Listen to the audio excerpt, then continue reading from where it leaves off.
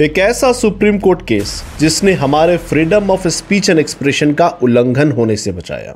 2012 में जब बाला साहब ठाकरे जी का निधन हुआ था तो उनके शोक में पूरे मुंबई को एक दिन के लिए बंद कर दिया गया था। इस बंद का विरोध करते हुए एक महिला ने फेसबुक पे पोस्ट डाला और दूसरी महिला ने केवल इस पोस्ट को लाइक किया। इतना ही काफी था कि कुछ समय के बाद इनके घर में पुलिस पहुंचती है और उन्हें अरेस्ट कर लिया जाता है, केवल ये कह के कि आपने section 66 of information technology act 2000 का उल्लंघन किया है। पुलिस का कहना था कि आपने जो फेसबुक पे पोस्ट डाला है वो काफी इंसल्टिंग एंड एनोइंग है, जिसके बेसिस पे आपको अरेस्ट किया जा रहा है।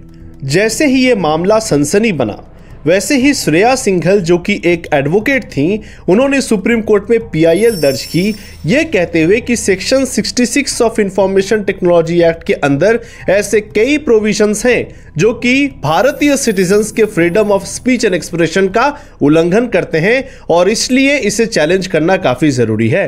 2015 में सुप्रीम कोर्ट ने ऐतिहासिक फैसला सुनाते हुए कहा कि जी हां, section 66A of IT act के अंदर इंसल्टिंग एंड एनोइंग जैसे कुछ आर्बिट्ररी एंड एम्बिगुअस वर्ड्स हैं जिसका प्रयोग करके, जिसका इस्तेमाल करके सरकार लोगों के freedom of speech and expression को छीन सकती है। साथ में सुप्रीम कोर्ट ने यह भी कहा कि ऐसे आर्बिट्ररी प्रोविजंस सरकार को इनफाइनाइट पावर देती है कि वो लोगों के अंदर एक डर का माहौल यानी चिलिंग इफेक्ट क्रिएट कर पाए, जिसके कारण भारतीय नागरिक अपने freedom of speech and expression को एक्सरसाइज करने के नाम से भी डरने लगे।